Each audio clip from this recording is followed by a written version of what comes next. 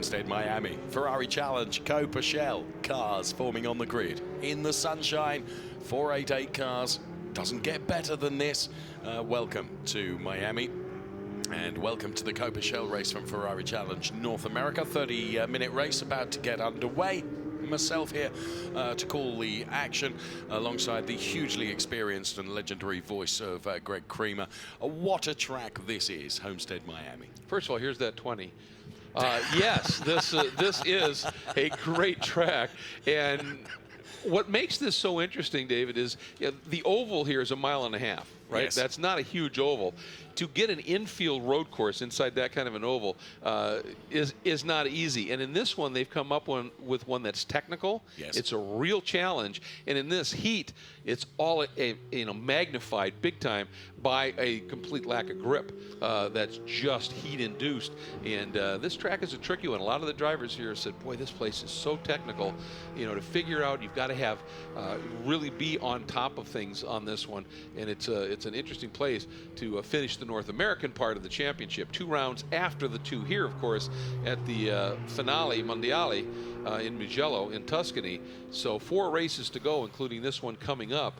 But this one's going to be interesting. You take a look at the calendar here.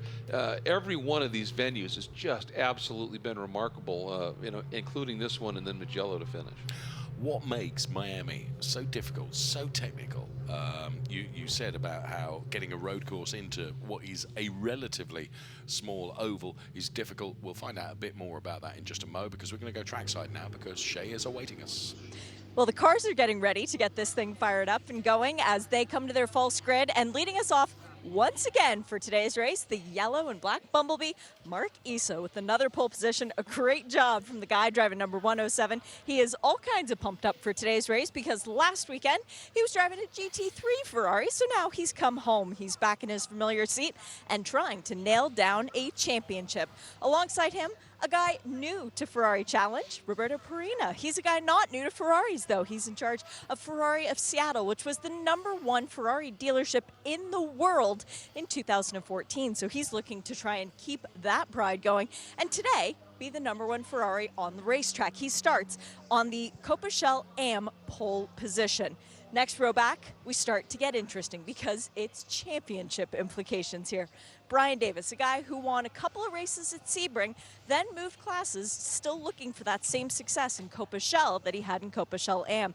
Been very, very strong. He was a guy to watch at Indy. Will he be a guy to watch today at Homestead? I think so. But alongside him, Jay Schriebman, car number 163. He has been a seriously fun addition to the championship. Jay, running in very strong in terms of points. He has a house here in Aventura, just about an hour north of where we are right now in Miami. He would love nothing more than to get a win in front of the hometown crowd and in front of his coach's hometown crowd, because Oz Negri is here as well.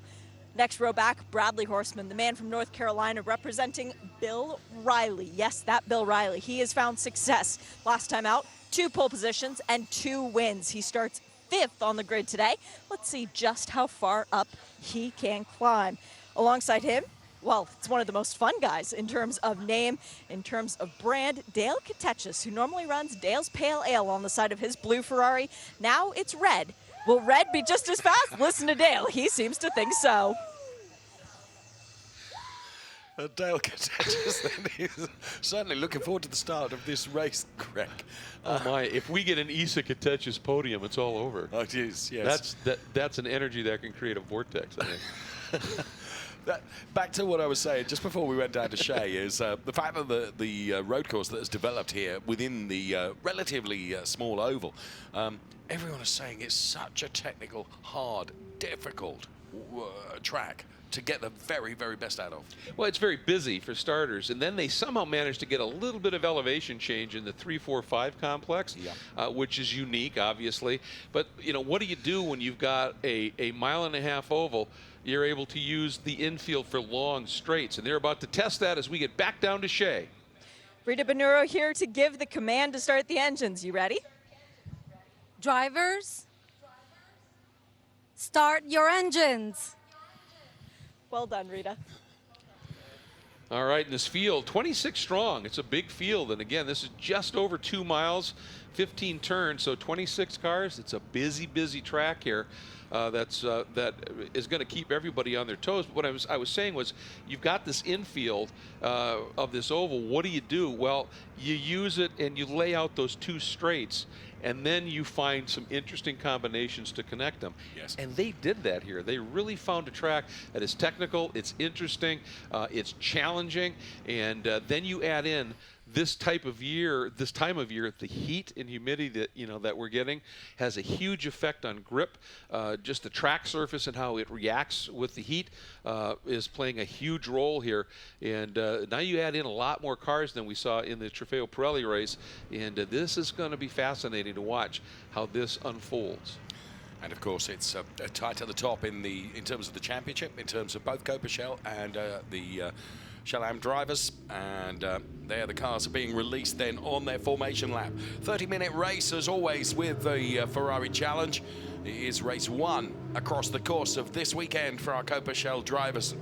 As you've indicated, such a big grid of cars making their way past our camera there, ready to do battle on this track that is some 3.5 kilometers long, full of twists and turns, and even slight elevation changes through that turns 3, 4, and 5 sequence. And Mark Issa, a man that knows how to celebrate, and judging by the noise coming from Dale Katetchis, so does he as well. Here comes the grid in full for you. Mark Issa from P1, then it's Perina, P2, Jay Schreibman and Davis occupying row 2 of the grid. Then it's Bradley Horseman and Dale Katetchis on row 3, going from P5 and P6. The mix of Am and Shell drivers there on that 3rd row of the grid. As we continue our look through the grid, it'll come up with Michael Watt, that's going from P7 on the grid, and Campbell from Ferrari of New England going from P8 ahead of Claude Ceneretti and Rodolfo Lenzi. Then Gaio and Davis then on row 6 going from P11 and P12. You can see a real mix of the Shell and the Am drivers. Wetherell is new into the Ferrari Challenge this weekend. Then it's Choxy and Eric Marston, whose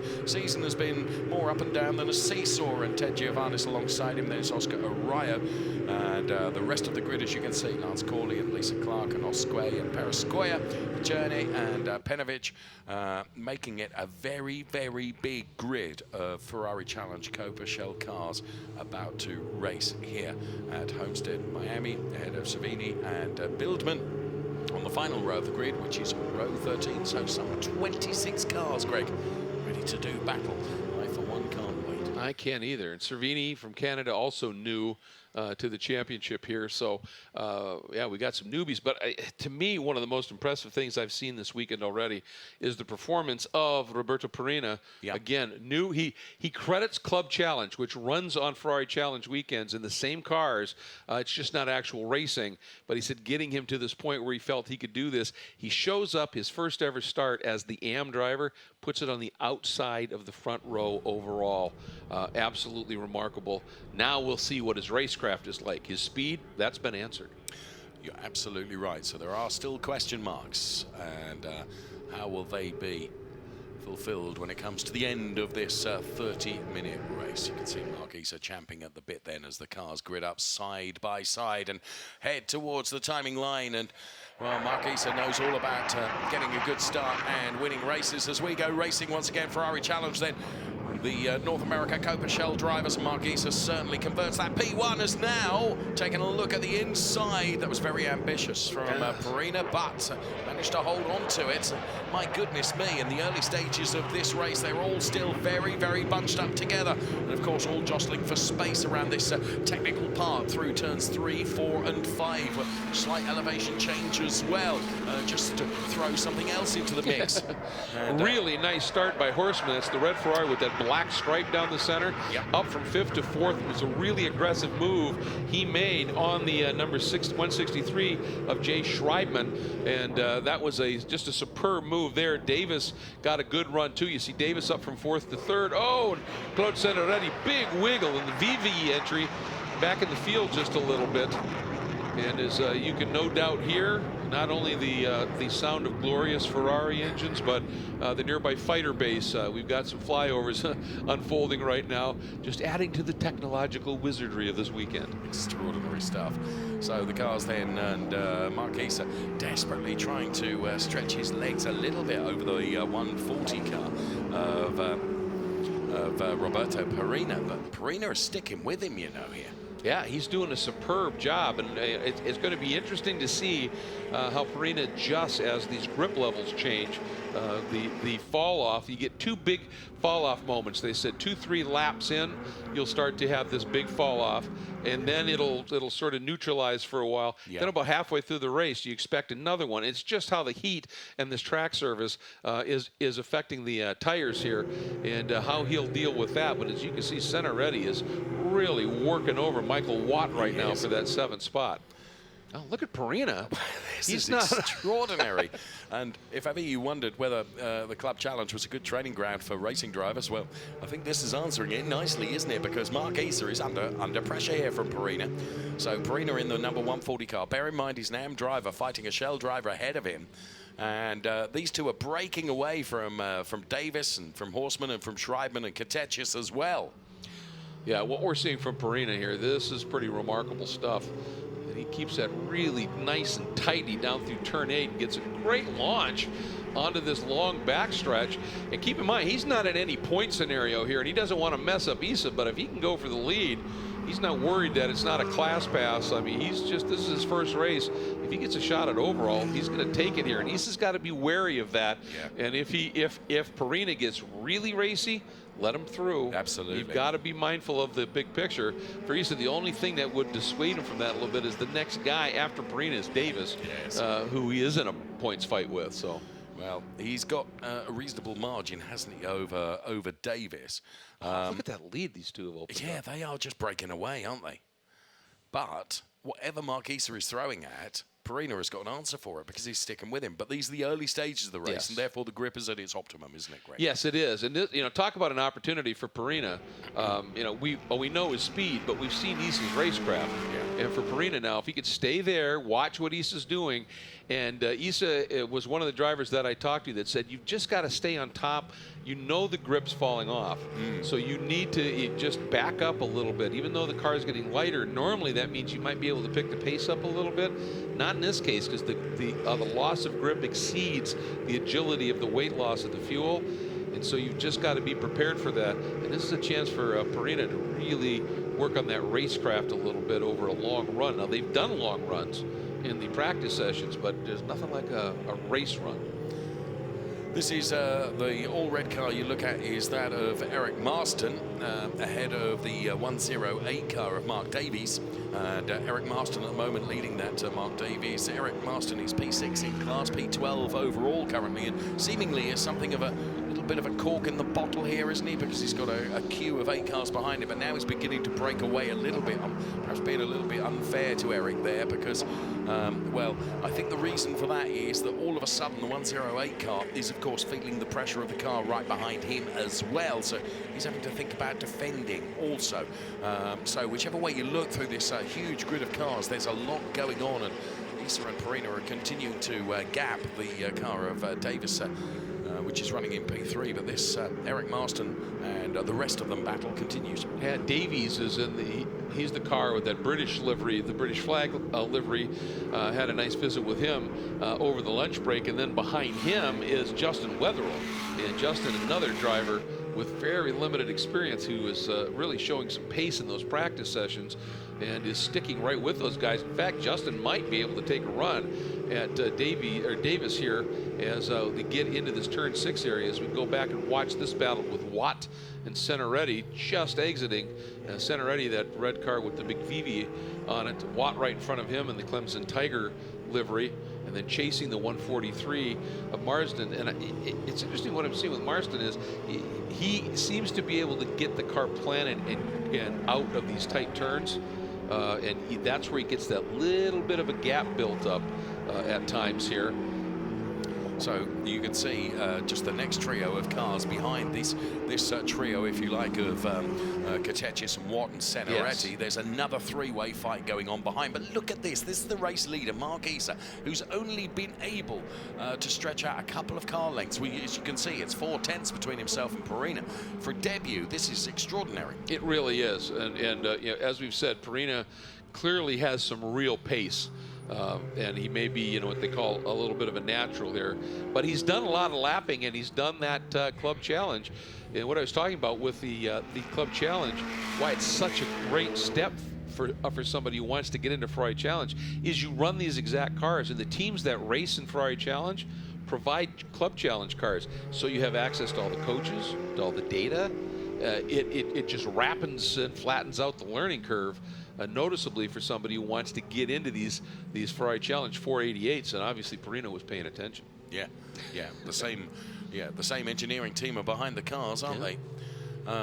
Now we can see Jay Schreiben is beginning to bring the battle here to the 105 car, isn't he? He sure is. So Bradley Horseman then in the 105 car, then it's Jay Schreiben behind, and he's just taken 3/10 out of that 105 car. This is for P2 and P3 in class.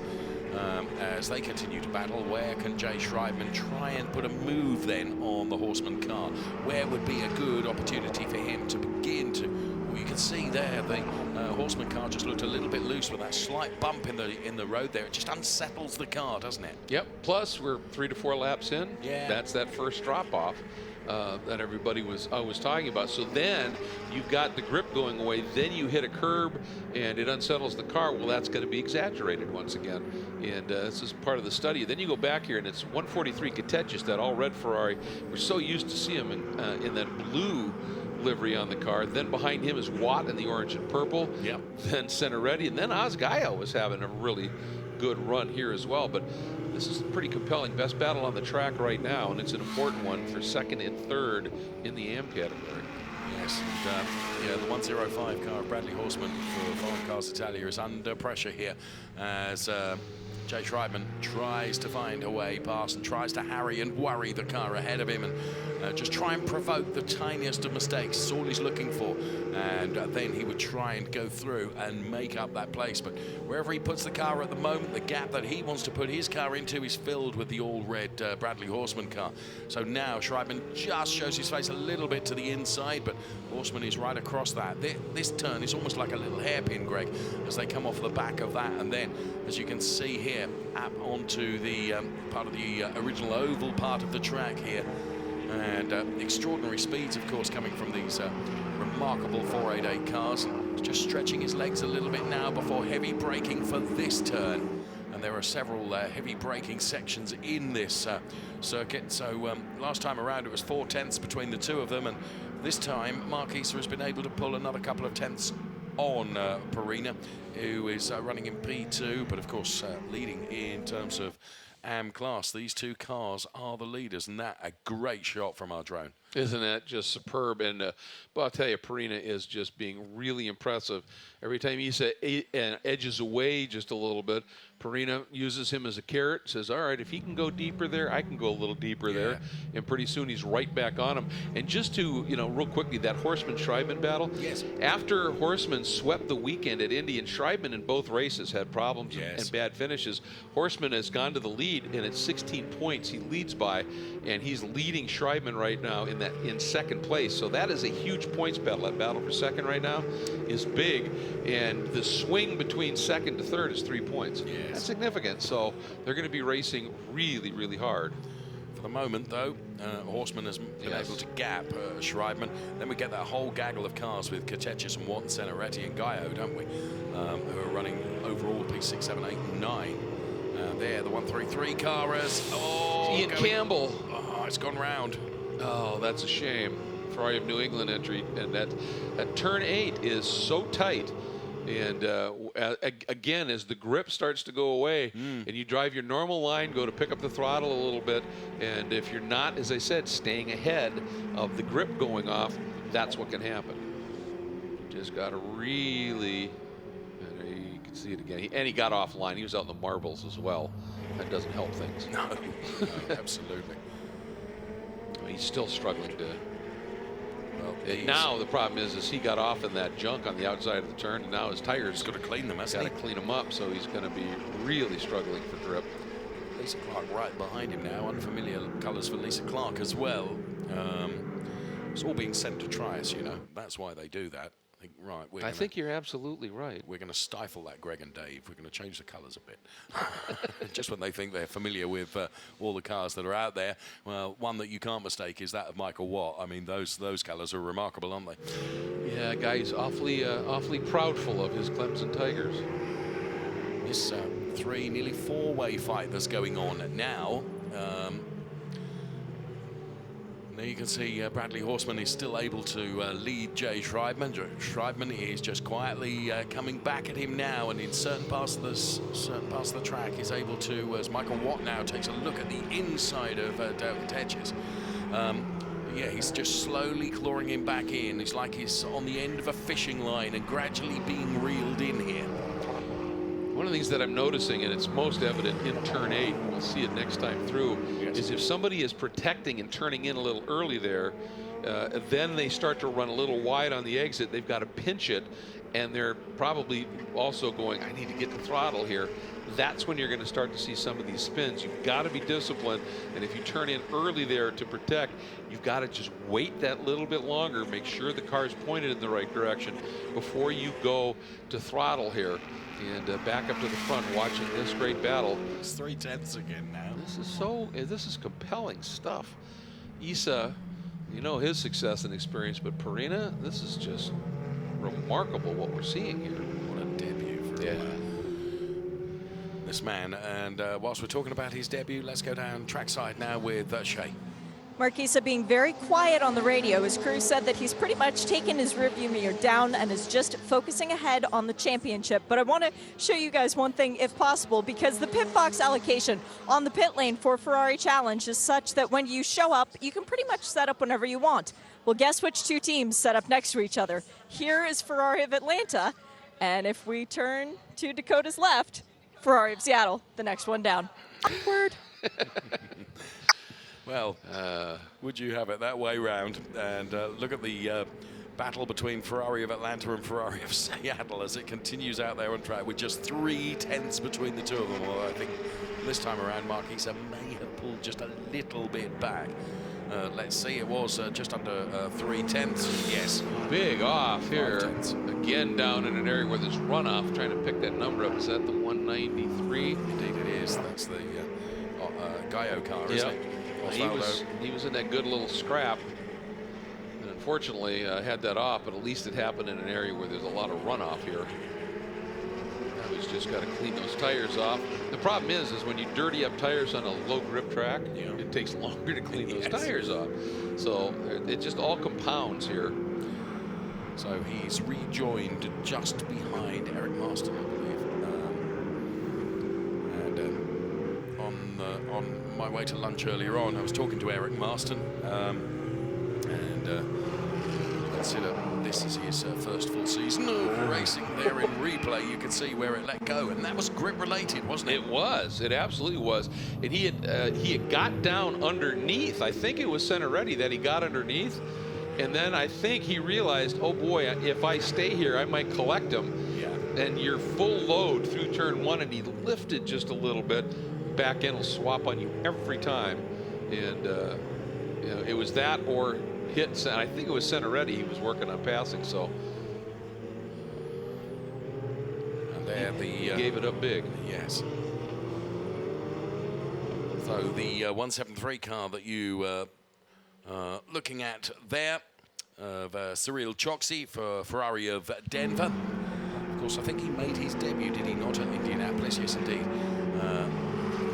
Like that livery on that car as well. He put in a pretty good run as well, and currently sits 6th in the pro or the AM category here. Just beginning to feel the weight of the Rodolfo Lenzi car behind now. In car number 133, running in P13 and P14 overall, of course much higher up in their own individual classes. There you can see Choksi and Lenzi, and the last lap, the gap between the two of them. For a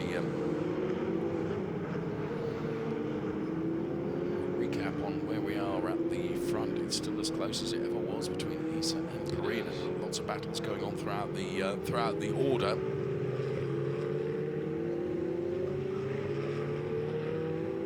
So there, to the right-hand side of your picture, is the Eric Marston car. Davies right in that mix. There's the 190 of Oscar Arroyo.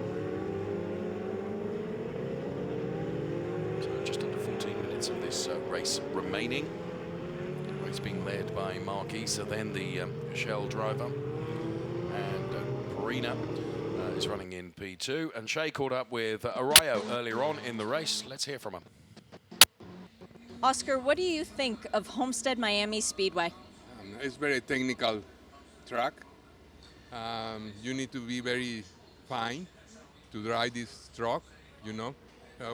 Principally turn 2, 3, 4, you can lose a lot of seconds in this part, and you feel you are very slow and you are not slow, you know. It's complicated, it's technical. You need to do the things you need to do, no more, no less. Exactly you need to do. How has this season been for you? The season, I start bad. The last 6 races, I improve a lot. I have some podiums, and I hope so again go to the podium. Why race Ferrari Challenge? Because it's a very confident car, you know, very nice car to drive, very, very nice. The throttle is so crazy, so power, you know. And the atmosphere is very nice. And this is your home track, the track closest to home. What would it be like to win? Excuse me? Puedo ganar. What would it be like to win? Always. I always coming with the mentality to win, always. There are no second places, you know. The second place is the first loser, you know. It's not exactly true, but the target is win. Thank you. Good luck. Thank you very much. Thank you. Sorry for my... So Shea catching up with Oscar then ahead of the start of this race. He certainly had a move a moment ago, Greg, that we saw whilst we were hearing from Shea. Yeah, absolutely he did. And yeah, it was interesting to hear him talk about on this track, it's precision. Yeah. You know, that you have to do exactly what you need to do. No more, no less. And I thought that was a very intriguing thing as Farina here looked out, now in, and then decides to tuck back in again. But he is just being relentless in his pursuit here. And I think Isa has got to be doing some calculating here because they have such a big lead right now, almost 10 seconds over everybody else, that if Farina continues to be racy like this, I think Mark really needs to consider letting him go, because if Farina comes in just a little bit too much head of steam, locks up or something and gets into him, that's not what Mark needs championship-wise right now. Yeah, you like those wins, but you know, if you have to, just big picture it, let him through. I agree with you.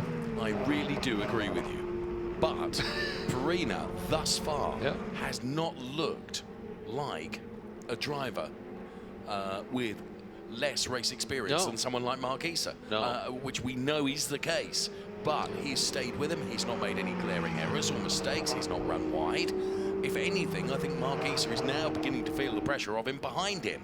The team, I know Shea said earlier on that he's thrown away the rearview mirror and he's just focusing on doing his job, but I do think he is feeling the pressure now.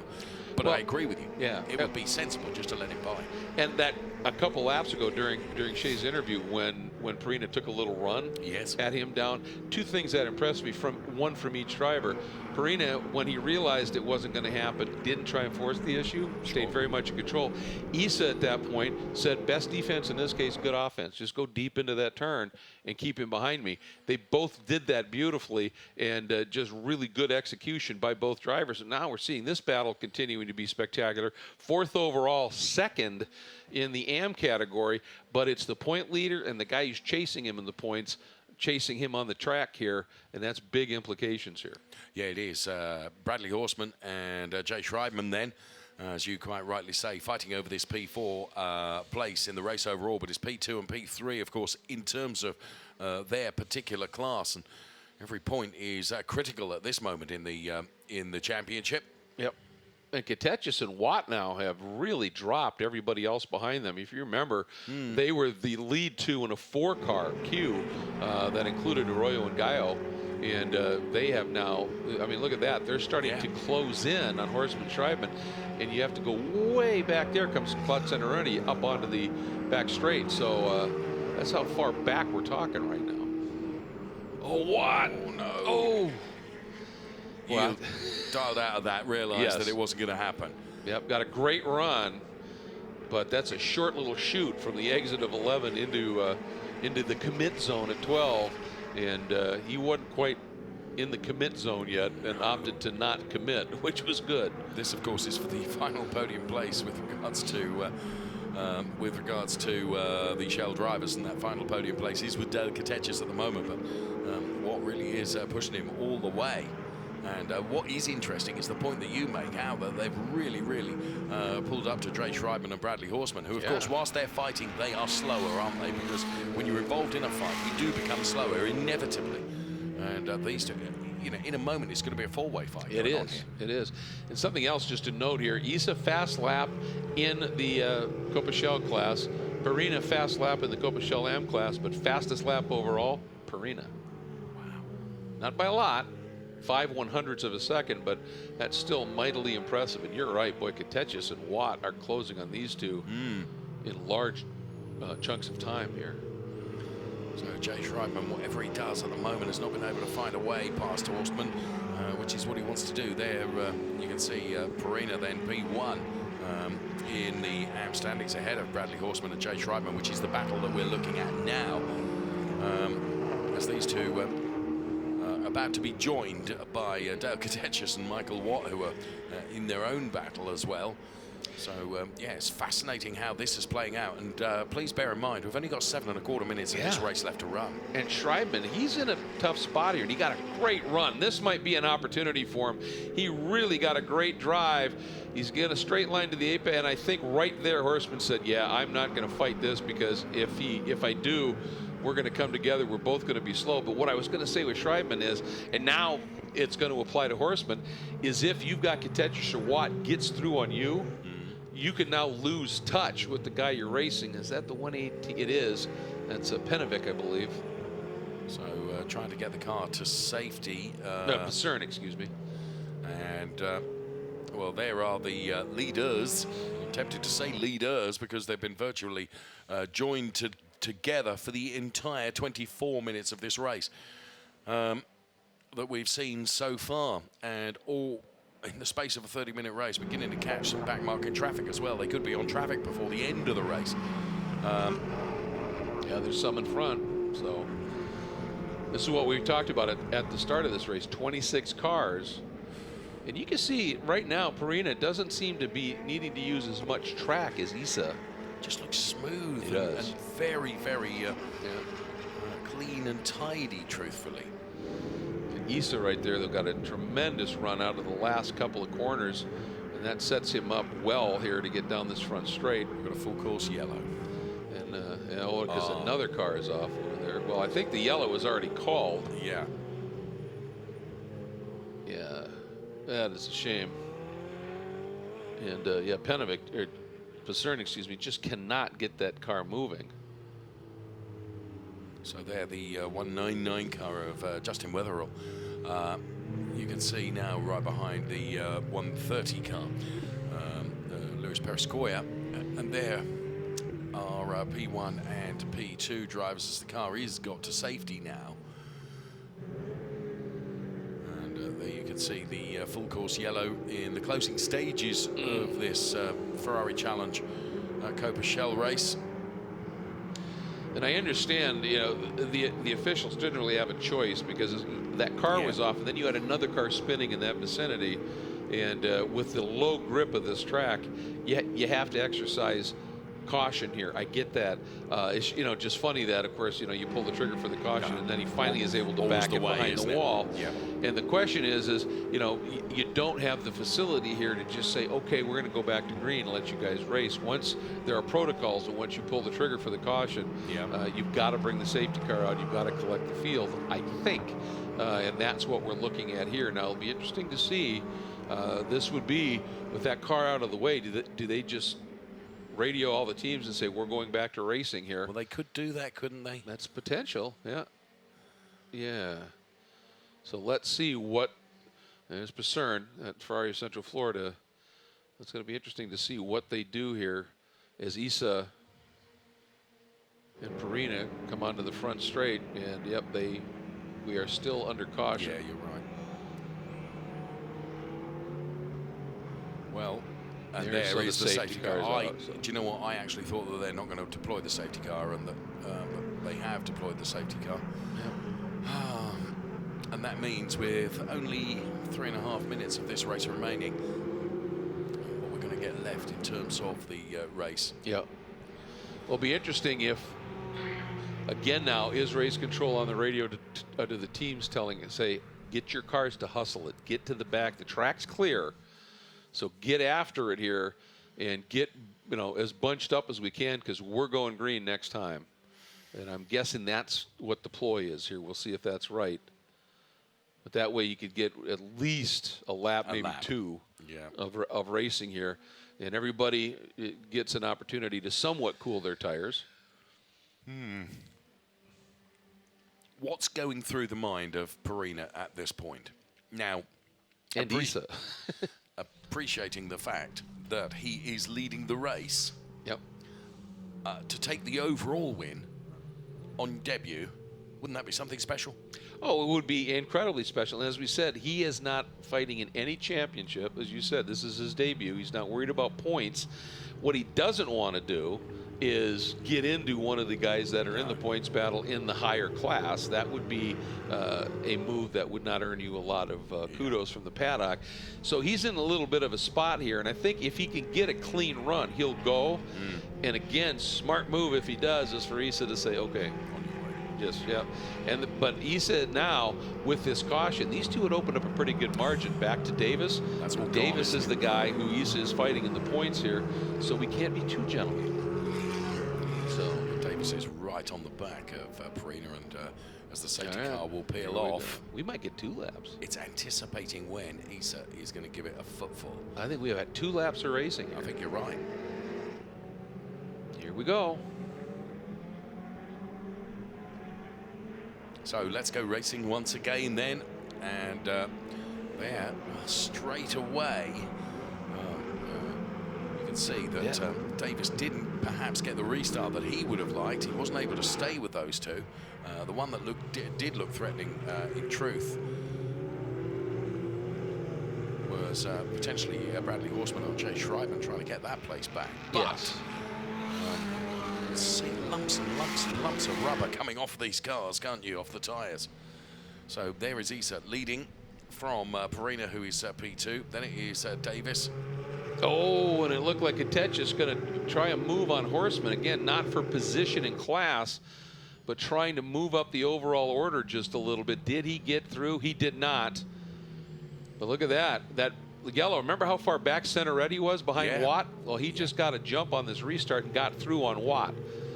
So that's helped him out immensely. And we didn't see, I don't think, the pass of Schreibman on Horseman, but he got it done. Oh, and look at this, Perina hunting. So as they contemplate the next turn then, these two have broken away from Davis, perhaps more than we expected when we restarted this race. Mark Issa, of course, now is just going to cross the timing line to start the last lap of the race. And what's Perina going to do here? Bear in mind they're in different classes. Perina in the AM class, Mark Issa in the Shell class, and well, Mark Issa, to be fair, for lap after lap after lap, has defended from the red car, this full picture now. And they're both going to be class winners, assuming everything stays this way. And the overall win, well, I still think Perina would have liked that, but I think Issa has probably done enough at this stage. Yeah, Issa, he did a great job in the restart and on that first lap to give himself just this little bit of a buffer. Here's that tricky turn 7, normally just easy flat, but with the grip going away. There's Davis. That's the guy that Issa in the yellow car is leading in the points. And Perina between them is not in a points scenario here. Well, Issa got rotated better in 8. That was big, because that's going to give him a nice run out of here, and he's got enough of a margin that Perina's not going to get any kind of tow. Oh, that's Watt. And I think that's the contagious. Yeah. Yep. That's down in that turn 8.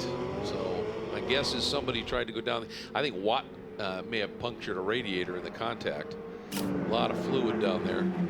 Meanwhile, as we're on the final lap, here we go, Dave. So Mark Issa then leading that car of Perina, and the checkered flag falls for Mark Issa to take a win for Shell. Perina on debut takes the win for AMS ahead of Davis, and then it will be Schreibman ahead of Horstman, and Dale Katetchis, of course, dropping down the order because of that collision we've seen with Michael Watt. So it's Cloud Senaretti who takes P3 for the Shell drivers ahead of Davis and Marston and Gaio and Arroyo, and then Campbell and Lisa Clark. And quite a dramatic finish towards the end. It was. We just saw Michael Watt, who was trying to limp around, and he definitely had coolant coming out of the side of the car, and he finally just pulled off and decided to wait here. But tell you, Issa, just another great drive. But Perina, what a debut race. And it'll be fun to see what happens in qualifying tomorrow morning as we set the grid for the second race of the weekend. And look at Issa. Nice move by Issa there, pointing to him, going thumbs up, man, for a debut run. And to Perina's great credit here, his pace, clear, not a question. But the fact that he drove a very smart race, and wow, this was a sizable impact here late in the going. Wow.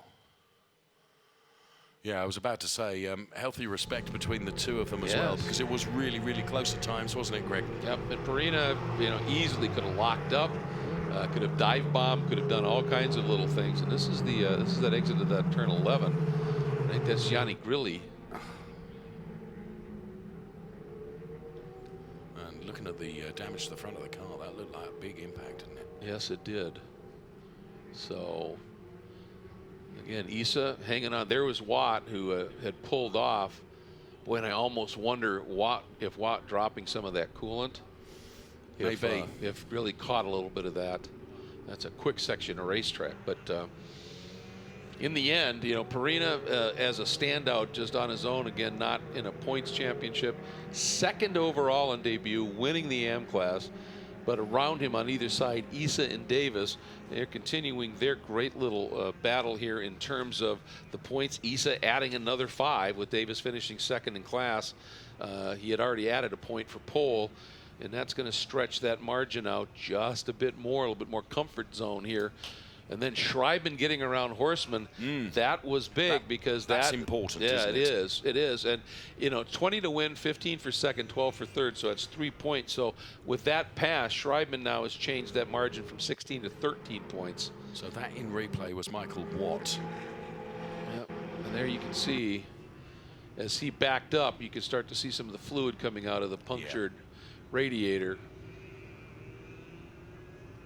So the car's making their way back into Parc Fermé then. As is often the case, of course, when you have a full course yellow and the safety car out, as we see Mark Issa about to jump out of the car, all the cars bunched up together, and unfortunately it does mean that there is always a higher propensity of things to happen because all the cars bunched up together once again. So, well, there's a phrase that a colleague of mine for many years and a great driver named Dorsey Schrader used to say, yellows beget yellows. And that sometimes is indeed the case. Yeah, Issa is pumped. And he should be. He should be. Right. We'll find out how pumped. We'll go down to Shea right away. Well, Mark Issa, that was quite a long race. And he goes straight over to congratulate the guy who pushed him harder than you've been pushed all year. Mark Issa, you said that was a hot race, but was that the most fun you've had in a while? That was so much fun. Oh my God, I had so much. This guy, awesome race.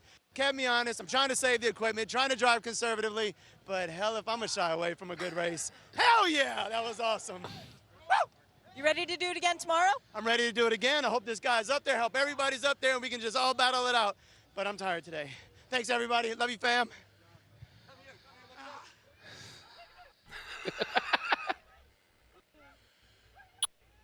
Oh, it's What a fun group. oh, absolutely. What a fun group.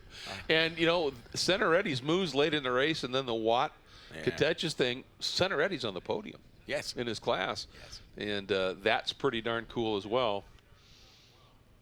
You take a look at the point scenarios here, and you look at where Centeretti is. I mean, he was fourth coming in, and he was I'm trying to make sure I've got the numbers right here. He was only a few points behind Davis Katechis here, so pretty close here. Let's go back down to Shea. Roberto Perina, you got handed a winner's sticker as soon as you got out of the car, and then they tried to swap with you, and you said, no, I'll keep both. One for tomorrow, too. Welcome to Ferrari Challenge. How was that? That was incredible. Unbelievable. I have to thank the crew, my driver coach, my mom, my dad, my wife. I think they're watching at home. I hope they are. Wow, that was so much fun. Hi, Mom. Hi, Dad. For a first race, were you expecting to be up there against Mark Issa the whole time, right on his bumper? No, we just tried to come here and just run laps and do as good a job as we could. We didn't necessarily want to win, but we put ourselves in a position to do that, so it was good. Let's do it again tomorrow. Team, thank you, thank you. Understated in his celebrations, unlike Mark Issa. Right. Well, and I think part of the understatement was exhaustion. Yeah, perhaps so. You know, I mean, that was a hot, hard race, and he was, and he talked about Club Challenge and how much. But one thing in Club Challenge, you're not in a cut and thrust race mode for 30 minutes. Sure. And with the looks and the racing that he was putting on to Issa here, again, that can just take a toll. Well, as you can see, Issa took the win ahead of Perina P2. These are the results in the race overall. Then it was Davis and Schreibman and Horseman P5, but P3 in terms of the AM drivers. Centeretti taking P3 for the Shell drivers, but P6 overall. Then it was Davis, Gallo, and Arroyo. And then Ian Campbell then picking up that P10 place. And it was actually P5 in the class, the Shell AM drivers, the mix of Shell and AM drivers within the classification, of course. And to the second page with Ted Giovannis and Lisa Clark and Eric Marston. Then it was Perescoia, Weatherall, Choxy, Corley, Osque, Savini and Lenzi through to the P11 and P20 places in the race overall. And wow, what a race it was ahead of Petrovic and Eileen Bildman, and then of course Dale Katechis and Michael Watt coming together right at the end of the race. They were ahead of Gianni Grilli and Buscerni, who occupies the B26 classification. And topping the ladies category with another great drive. Keep in mind, Lisa Clark started 12th, and well down the field, ended up 7th in class in this field, working up through not just, and that's in her class, so she also passed cars from the other class as well. So just a great drive for Lisa, with Eileen Bildman second in the ladies category and winning the gentlemen's class, Jay Schreibman. So a good run for him. Absolutely. And that second is big in the points. As you mentioned, and it was critical for him to be able to get past. In terms of the Drivers' Championship for Shell drivers, as you see, Mark Issa then on 193 points now, Brian Davis on 155, and Dale Katechis on 134. So Mark Issa has got a healthy margin, hasn't he? Yes. However, there's still a lot of racing to come. Well, exactly. I mean, 66 points yet to unfold, including tomorrow's race. So, I mean, there is room to be sure. But that win and that pole today, it was big. There was no question about that. So there, the Shell Drivers' Championship then, as recorded here at Homestead-Miami after the first race. Now, with regards to the AM Drivers' Championship, Brad Horseman on 126 points, as you can see. Jay Schreibman on 113. Gianni Grilli on 95, and then it's Eric Marston on 91. So that battle Lisa at the top has gone back into the top 5 in points there, so that's solid. I think Lisa has been we saw a different liveried car today from Lisa. I mean, my goodness me, if people have had up and down seasons for Lisa, we'll never forget those images from Montreal, will we? No. Lisa Clark's car. So. No, not at all. And for her to step into a completely different car. Yes, these are technically identical cars, but each has their nuance, their setup changes, how they're prepped, etc. And to get that car back around to her liking, she has just stayed with it and done a great job. But again, we didn't see. We were focused on that lead battle, understandably so. But it was a big moment for Schreibman to sneak by Horseman. We didn't see where it happened, but that three-point swing has Schreibman right back in the thick of things in terms of that points battle. You're absolutely